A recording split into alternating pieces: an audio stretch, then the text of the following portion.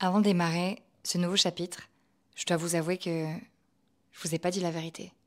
C'est là que je me rends compte de la complexité de se lancer dans un podcast et dans un projet où on a décidé de porter sa voix, où on a décidé de se mettre à nu, et pas toute nue. Mais il y a une partie du chapitre précédent que j'ai consciemment ou inconsciemment pas raconté, mais que si j'ai décidé de porter ma voix aujourd'hui, c'est pour dire des choses qui sont importantes, des choses dans lesquelles vous allez peut-être vous reconnaître. J'espère pas, parce que c'est certaines choses qui sont un peu plus difficiles peut-être à vivre. En tout cas, moi je l'ai vécu très difficilement. À la fin du chapitre dernier, je me suis un peu précipitée. J'ai vu le temps défiler sur mon dictaphone. Il y a un sujet sur lequel, de ma mentor, où je suis un peu vite passée. Enfin, ça faisait un petit peu boogie-boulga. Je me rends compte que c'était un petit peu, allez, on passe à la suite. Et dans tout ça, la chose que je vous ai pas dite, c'est qu'entre ces 2 années, il y a eu un été, comme tous les ans. Et avant de vous raconter le mois de juin 2017, j'ai envie de vous raconter ce qu'il s'est passé l'été 2016, entre les 2 années de formation et entre les 2 années où j'ai eu mon association. Ce qui s'est passé, c'est que ma relation ne fonctionnait plus. On ne se comprenait pas. Je pense qu'on s'est beaucoup aimé, mais c'est retombé vite comme un soufflet. Vous savez, ces relations où c'est un peu une évidence, c'est trop beau, c'est trop bien. Je sais pas si vous vous souvenez, dans les épisodes précédents, je vous avais dit que la première fois que je l'ai rencontré, je lui ai dit « ça marchera pas, toi et moi ». Et tu vois, des fois, je me dis « mais damn it !» Pourquoi je ne m'écoute pas? Tu sais, t'as le truc dans les tripes où tu dis, mais je le savais, je le savais. Et pourtant, on fonce quand même, c'est comme ça qu'on apprend aussi. Et qu'on apprend à écouter cette voix, surtout à écouter dans son corps, à écouter les signaux. On était vraiment sur la fin de notre histoire, j'habitais même plus chez lui, je crois. Et un jour, je vais à Paris pour aller voir mon ami Malcolm. Vous savez, Malcolm, Disney, vous remettez les pièces du puzzle un petit peu. Et je me souviendrai toute ma vie. Je suis dans le métro, je suis avec mes valises, dans le RER, papa, et je me sens essoufflée. J'ai mal au sein. Et dans ma tête, je me dis, t'es enceinte. Mais vraiment, dans ma tête, ça a été comme un flash, t'es enceinte. Alors que j'étais sous pilule, je ratais pas ma pilule, enfin, il y avait vraiment pas, normalement pas de terrain propice à ce que la graine ne soit plantée. Pas du tout. Je me dis, écoute, arrivé à la station de RER de chez Malcolm, je vais m'arrêter à la pharmacie, prendre un test, et au moins j'en aurai le cœur net. J'achète le test, je le mets dans mon sac, et je me dis, dans le week-end, dès que j'ai l'occasion de le faire, je me presse pas. Et là, Malcolm arrive sur le quai du RER, je l'ai rejoint, j'ai eu le temps de me faufiler à la pharmacie, et on arrive chez lui, il me dit, écoute, j'ai un client à aller voir, je dois lui donner des photos, je dois débriefer avec lui d'un événement. Je t'ai mis sur la table tout plein de déjeuner, tu peux te recoucher, parce que forcément, quand on fait Marseille, Marne-la-Vallée, on se lève super tôt, le train il est à 6 heures. Et du coup, il me dit, je t'ai tout préparé, on fait une sieste, mets-toi à l'aise, j'y vais, bisous, ciao, ciao, à dans 2 heures. Et là, je me dis, merde, c'est maintenant en fait. Oh merde, c'est là, c'est maintenant. Alors je prends, il faut faire un dessin, je prends tout ce que j'ai à prendre, je fais mon petit truc et tout. Je fais mon petit pipi. Et là, je regarde le test. Je suis soulagée. Rien à signaler. Je pose ce qu'il faut où il faut, je me rembraille et quand je vais pour jeter le test à la poubelle, et là je vois que c'est positif. Je me souviens absolument pas de ma réaction. Je ne me souviens absolument pas de comment je me suis sentie. Je sais juste une chose, c'est que je revois exactement ce qui passait à la télé. Il y avait des feux de forêt abominables dans le sud de la France. C'était vraiment un été marquant de ce côté-là. Et une demi-seconde, je me souviens juste me dire, mais à qui je vais dire ça? Comment je vais le dire? Alors j'ai appelé une première amie parce que je la sais plus douce et plus et plus ouais plus douce. J'avais besoin de quelqu'un d'un peu plus doux, Sabrina. Donc je l'appelle. Je sais plus ce qu'elle me dit au téléphone. Je vous jure, je ne sais plus. Et après j'appelle Elodie, qui était, vous savez, qui a assisté, je sais pas, de danse, qui a toujours été là, qui est infirmière. et qui est toujours mon amie, et Sabrina aussi est toujours mon amie, mais vraiment, voilà, donc j'appelle ces deux personnes-là et elles me disent, écoute, ne t'en fais pas, là, la première chose qu'il faut que tu fasses, c'est que tu ailles dans un planning familial, il faut que tu saches combien de temps ça fait. Et là, je me retrouve un peu embêtée parce que je me dis, mais comment je fais? Où est-ce que je vais trouver... donc j'appelle toujours toute seule, j'appelle le planning familial et là, je tombe sur une femme qui fait son travail, hein, très certainement, mais qui me dit, écoutez, il y a deux solutions. Soit vous avalez un cachet, vous expulsez le truc, soit on vous l'aspire et puis après, c'est terminé. J'étais désarçonnée. Pour moi, il était clair que vu la situation avec la personne avec qui j'étais, il était hors de question que... Enfin, hors de question. J'avais pas une seule fois, je n'ai envisagé de garder... Alors, je sais que ça fait polémique et c'est pour ça, je pense que c'est un peu dur pour moi d'en parler parce que c'est un sujet difficile à aborder. Certains sont absolument contre, d'autres peut-être pour qui c'est normal et voilà, pour qui c'est même un moyen de contraception. Il y a vraiment les extrêmes. Et je sais que m'exposer, raconter, c'est aussi prendre le risque d'être jugée. Voilà. Donc je prends le risque parce que je pense que c'est important aussi que certaines femmes se sentent comprises et certaines femmes sachent que ça n'arrive pas qu'aux autres, même si c'est des choses dont on parle de plus en plus, mais je trouve qu'il y a quand même un certain tabou et une certaine honte derrière tout ça. La première des choses à faire, c'était évidemment d'aller faire une prise de sang. Donc je m'étais dit, bon, demain je rentre et la première heure où je pose le pied à Marseille, c'est de prendre rendez-vous chez une prise de sang. Chez une prise de sang. Prendre rendez-vous chez une prise de sang. Et le week-end se passe, je dis rien à mes amis. Et à la fin du week-end, un de nos amis, Chris, dit, mais faut que tu restes, on est en train d'organiser l'anniversaire de Malcolm. Donc on était aux alentours du 8 août à peu près. Faut que tu restes, ouais, on organise l'anniversaire de Malcolm, c'est trop cool. Faut absolument que tu sois là, si t'es pas là et tout, prolonge ton billet, prolonge ton billet. Et là, j'ai sorti un mytho, mais voilà, parce que j'avais honte et que j'avais pas envie de le dire. Je dis, écoutez, franchement, ouais, je vais rester. Le seul truc, il faut que je trouve et que je prenne rendez-vous pour faire une prise de sang parce que je suis suivie par un médecin pour qu'on contrôle mes carences, etc. Donc, il faut juste que je fasse une prise de sang. Pas de souci, vas-y. Donc, j'ai réussi à avoir un rendez-vous. Euh, et là, je me souviens de la femme qui me prend mon sang, de l'infirmière. Et je pleurais, mais pas en sanglots, j'avais vraiment juste les larmes qui coulaient. Elle me dit, écoutez, vous inquiétez pas, quel que soit le résultat, tout est possible. Votre décision sera la bonne. Vous en faites pas, ça arrive plus souvent qu'on ne le croit. Elle a été d'une douceur et d'une gentillesse, vraiment, c'était fou. Et du coup, voilà, je n'avais pas les résultats. Je n'ai aucun souvenir de quand est-ce que j'ai eu les résultats. Je pense que je les ai eus avant de repartir, ou peut-être en arrivant. Et je me souviens qu'une de mes amies m'a dit, ce serait bien que tu lui dises, parce que vous êtes deux dans cette histoire. Ne fais pas ça toute seule. Qu'importe si vous êtes ensemble, pas ensemble, on s'en fout. Il faut que tu lui dises. Alors que moi, c'était clair dans ma tête, c'est mon corps, enfin, y a rien, la décision, c'est moi. Et puis de toute manière, c'est quand même vrai, on est des femmes, si la décision, c'est nous qui l'avons, qu'elle soit d'un côté ou de l'autre, bah, c'est nous qui avons le dernier mot, quelque part. Alors je l'appelle et lui dis que je dois le voir, je monte chez lui, je m'assois sur le canapé et je lui dis que je devais lui dire quelque chose. Et je vous promets, ça sortait pas. Je me rappelle être assise sidérée sur le canapé. Alors sidérée, je n'étais pas non plus en bug comme dans un film, mais en fait, ce qu'il faut que je te dise, et ça sortait pas, j'arrivais pas à le dire. Et d'un coup, au bout de 10 minutes, il me dit, mais quoi, t'es enceinte? Et là, je le regarde, je fais, ouais. Je me rappelle, il met ses mains dans sa tête, prend une grande inspiration. Et il me dit, mais c'est génial. Et là, j'étais en mode, wow. Alors, honnêtement, les souvenirs se transforment. Je sais pas s'il a dit c'est génial tout de suite. En tout cas, voilà, il m'a dit, en tout cas, ne repars pas, reste à la maison ce soir. On va en discuter, on va voir ce qu'on va faire. Je suis avec toi. On va voir. Je me souviens qu'on a discuté toute la nuit et il m'a dit, mais tu sais, regarde, on a une chambre en plus.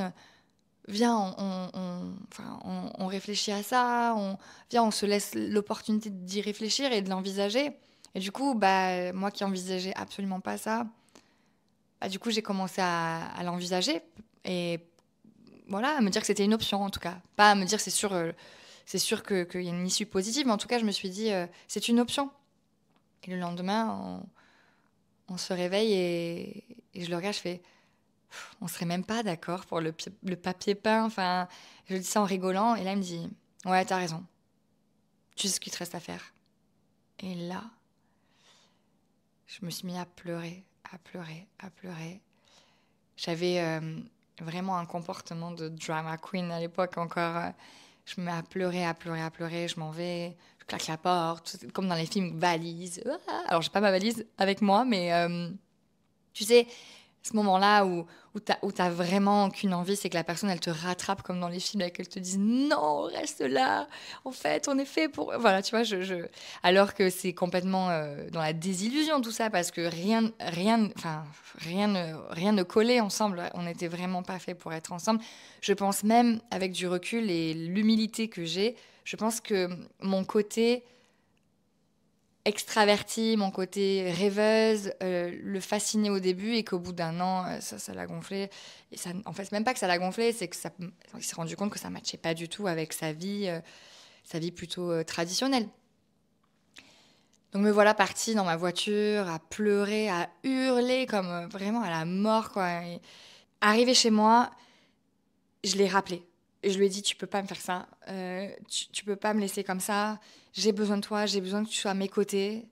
Et là, il me répond, écoute, je pars demain pour la Corse avec mes potes, c'est prévu depuis longtemps, donc en fait, débrouille-toi.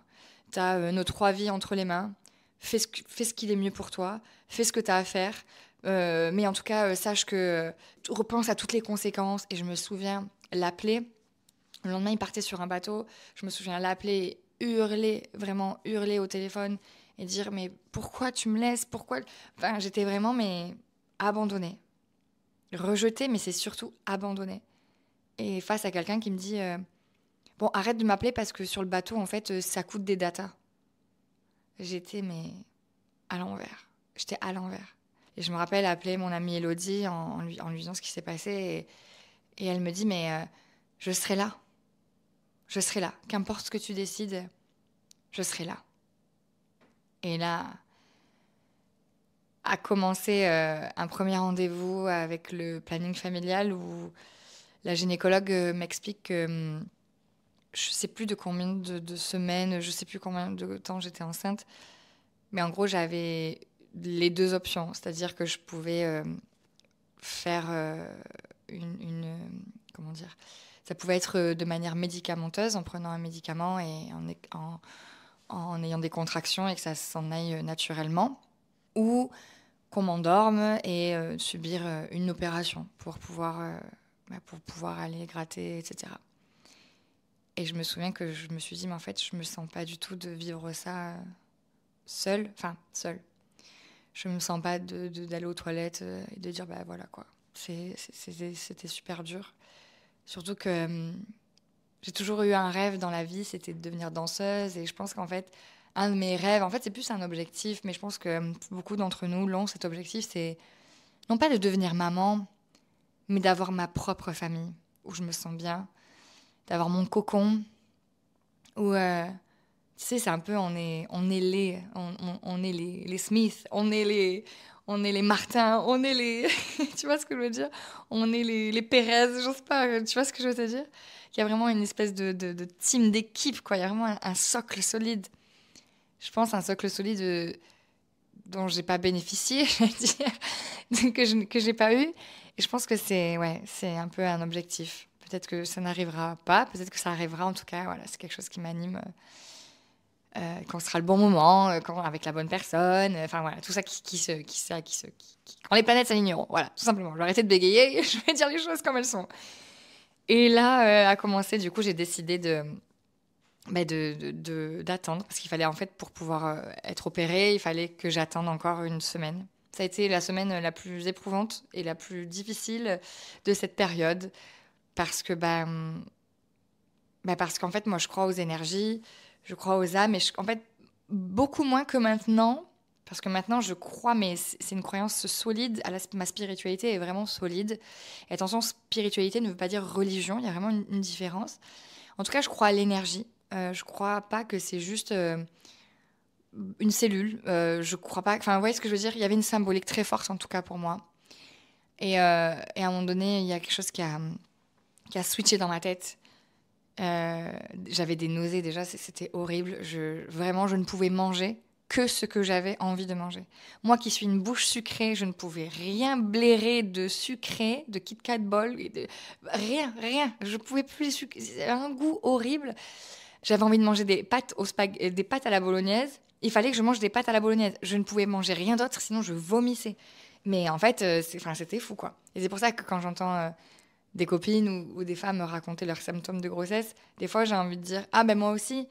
Et après je me dis ben non, et en fait, ben oui en fait, ben oui, c'est pas une honte, ça a existé et bref.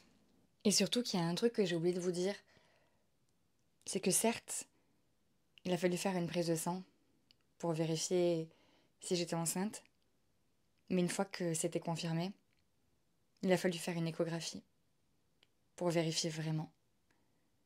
Et je crois que cette étape a été une des plus dures et à la fois j'étais détachée puisque mon ami qui m'a accompagnée tout le long puisque j'étais seule.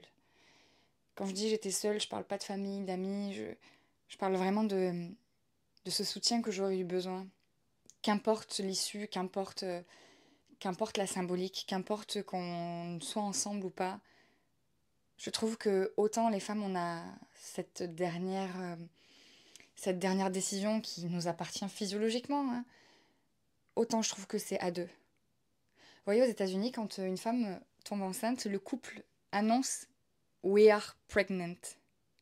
Alors, pas tous, mais moi qui suis passionnée de la culture américaine et qui ai vécu là-bas plusieurs fois, il y a une forme de le dire, c'est on est enceinte. Alors en français, c'est super, c'est super cringe, c'est super bizarre de dire ça.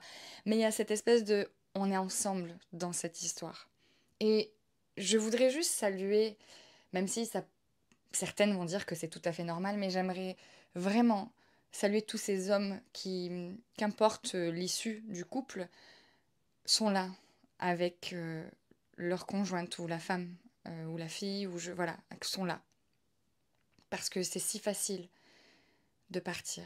C'est si facile de dire je pars en vacances, tu peux pas me faire ça. Bon là c'est un peu visé, mais c'est si facile de dire c'est ton corps, moi j'ai pas... Enfin vous voyez ce que je veux dire? Ce serait un débat sans fin et c'est pour ça que dans cet épisode j'ai un ton peut-être un peu moins... D'habitude j'ai cet humour et tout ça, même si je l'ai aussi, hein, parce que j'ai fait mon deuil de tout ça. C'est simplement que c'est un sujet, je pense, un des sujets les plus durs à aborder parce que je sais qu'il est clivant. Je sais que c'est un sujet qui disperse. C'est pas ça qu'on dit. Qui diverge, qui sépare. Ouais, après, vous avez compris de quoi je veux dire, de quoi je veux parler. En tout cas, j'ai fait cette échographie accompagnée par mon amie. Et en plus de ça, elle me dit, tu sais, ne dis pas que tu prévois une IVG. Parce que tu as certains gynécos qui te traitent très mal. Donc j'ai dû rien dire. Enfin, je sais pas, j'ai choisi. Parce qu'elle m'a donné cette information, j'aurais pu lui dire, écoute, j'ai choisi de ne rien dire pour éviter toute polémique. Mais du coup, j'ai regardé l'écran. Et si je vous dis que je me souviens du cœur qui bat et que je me souviens de l'image, ce serait vous mentir. Parce que je ne me souviens pas. Peut-être que c'était une forme de protection de mon cerveau, je sais pas. En tout cas, je ne me souviens pas exactement. La seule chose que je me souviens, c'est je me suis rhabillée et mon ami m'a regardée et m'a dit c'est bon là, c'est bon, tu peux lâcher en fait. Parce que je pense que je m'étais mis en mode il faut pas flancher quoi. Il faut pas dire que c'est vraiment ce truc là quoi. Euh, c'est terrible de savoir qu'on jette la pierre aux femmes. Et peut-être que j'ai un côté aussi jugeant dans le sens où j'ai coupé les ponts avec une amie qui a avorté pour la 5e fois. Et qu'au bout de la 5e fois où elle est venue me raconter son histoire, je lui dis en fait là, il n'y a plus de hasard, il n'y a plus de j'ai pas fait exprès.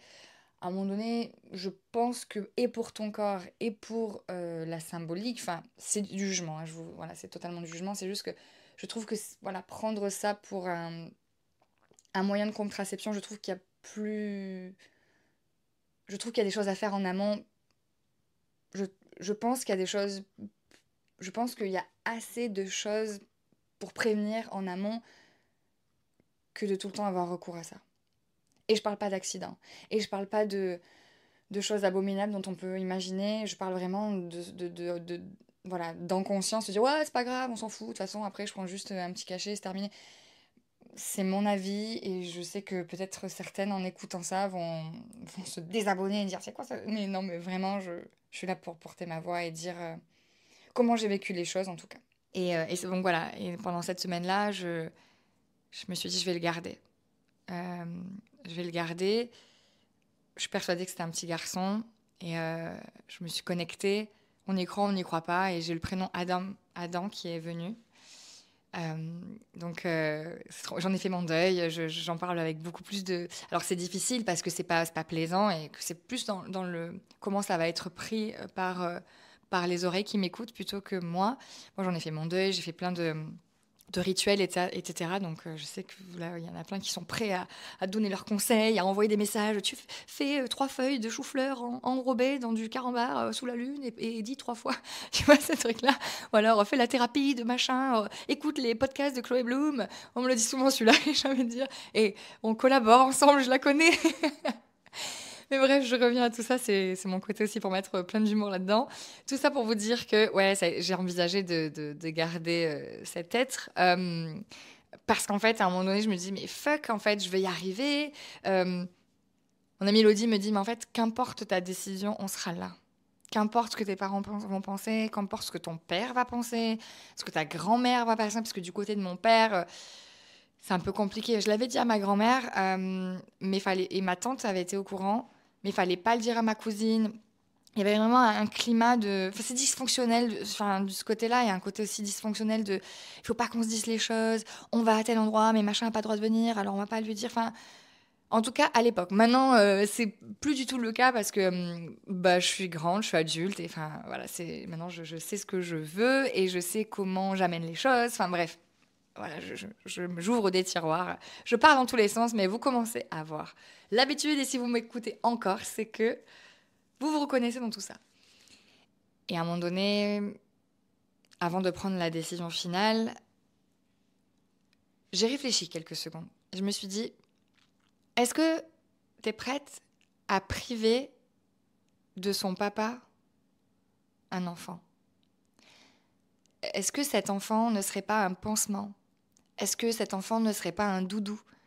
Peut-être que tu vas recevoir, c'est même pas peut-être, c'est sûr, l'amour inconditionnel. Mais est-ce que c'est pas juste parce que tu n'arrives pas à te donner cet amour-là pour toi? Et donc je me suis raisonnée.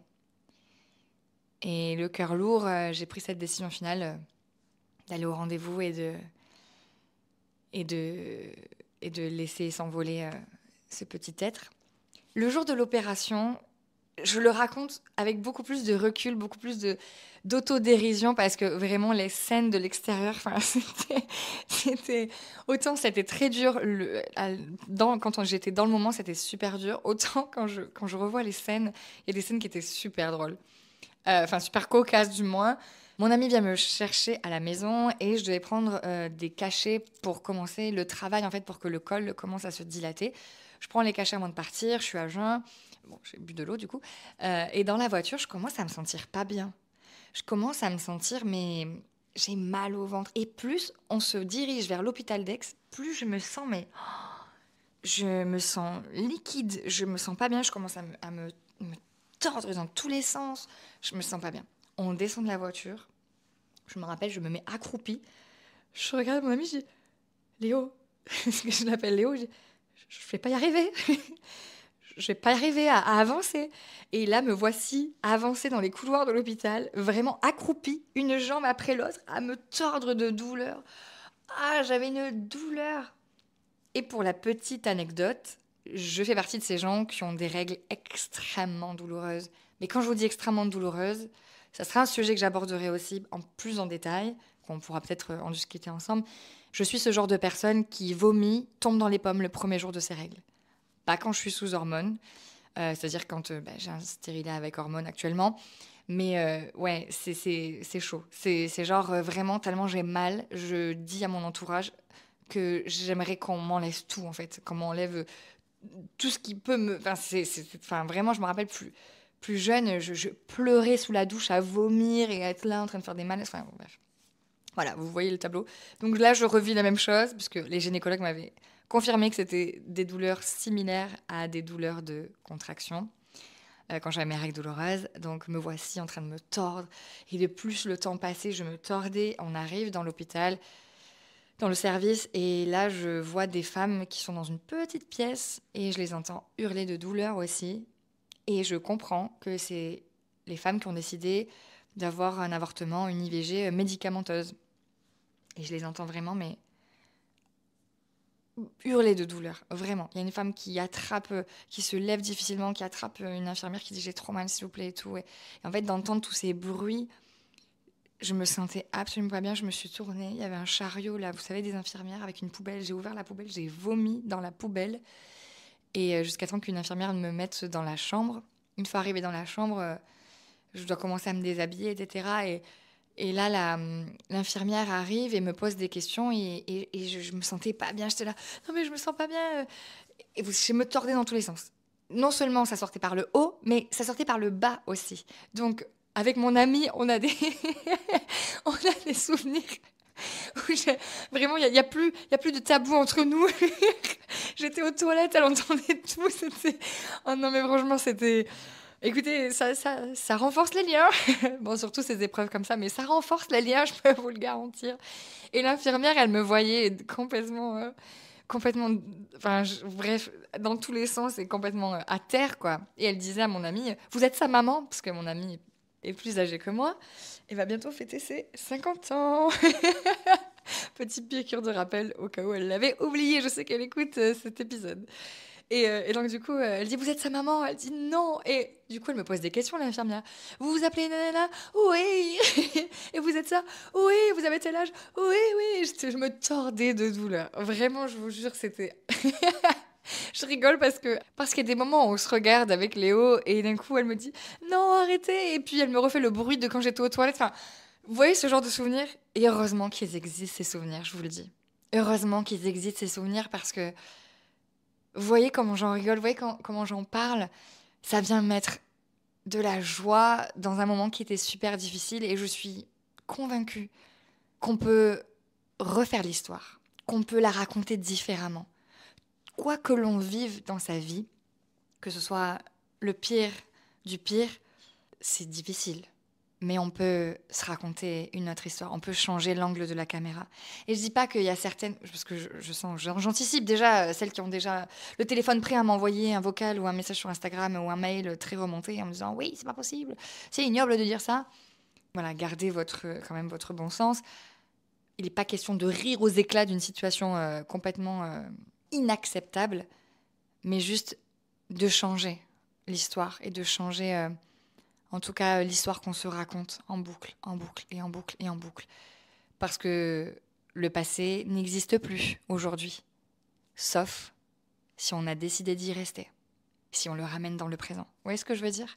Donc j'aime bien raconter cette partie-là parce qu'il y a encore des choses qui étaient un peu drôles. Donc du coup, je suis mise en habit de lumière. On m'endort, tout se passe très bien. Et je suis dans ma chambre pour me réveiller. Il y a mon amie Elodie, mon amie Sabrina, ma maman aussi qui travaillait à l'hôpital d'Aix qui est passée me voir. Et je me souviens qu'elle me caresse, Elodie me caresse le bras. Je suis dans les vapes complets. Hein. Et j'entends qu'elle dit à Sabrina, j'avais jamais remarqué qu'elle avait autant de poils sur les bras. Et là, et là, dans mon sommeil profond, je lui dis, je t'entends, hein. Il y a vraiment ce truc de... je t'entends, hein. Fais attention à ce que tu dis. Et du coup, on s'est mis à rire. Et ça aussi, tu vois, c'est quelque chose dont on parle souvent et dont on rigole, parce que sinon, on ferait que pleurer. Et quand je vous dis que cette personne-là, c'est qu'importe, on se dispute. Il y aura sûrement un épisode avec elle. Moi, je pense pas qu'elle va y prendre le micro, mais comme quoi, il y a pas d'âge pour avoir des amitiés comme ça. Et comment on rééquilibre aussi une amitié quand il y a des écarts d'âge. Enfin, il y a tellement de choses à raconter sur cette relation. Parce on se déteste. Même là, c'était ma trésorière de l'association. Je sais pas si vous vous souvenez du coup. Mais à la fin de la 2e année de spectacle, on s'est disputé, mais comme jamais on ne s'est disputé. Non, mais vraiment, on s'est disputé parce qu'elle m'a dit ce n'est pas possible. Parce qu'elle m'a dit non, ça, ce n'est pas possible. Et rappelez-vous, je vous ai dit, moi, je déteste qu'on me dise non ou qu'on me dise que ce n'est pas possible. Que j'ai tort ou raison, c'est quand même un trait de caractère et d'ego qu'il faut quand même arriver à mesurer et à modérer. On peut pas sortir vous savez, l'épée à chaque fois que quelqu'un vous dit non, c'est pas possible. Il faut arrêter de couper des têtes et prendre des mesures plus douces, on va dire.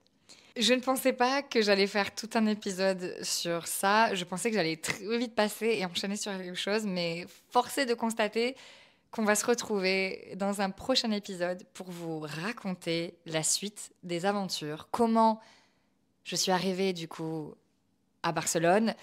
Qu'est-ce qui s'est passé pour que ma voiture tombe en panne au milieu de l'Espagne, en plein stage international où il y avait des bourses pour des écoles à Los Angeles, il y avait des prix incroyables.